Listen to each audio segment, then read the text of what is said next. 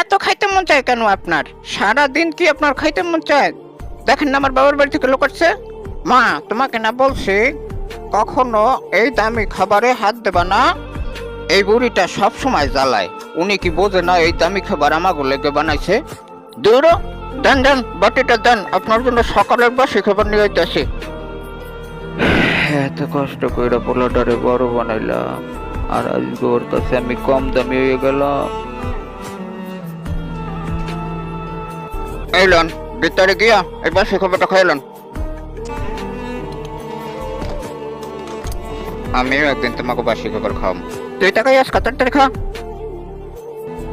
ছেলে মেয়ে বড় হওয়ার পর ঠিক এভাবেই অনেকের কাছে বৃদ্ধ বাবা মা বোঝা হয়ে যায়। তাই আসুন এই বৃদ্ধ মায়ের জন্য চ্যানেলটিতে একটি লাইক, কমেন্ট এবং সাবস্ক্রাইব করে দেই।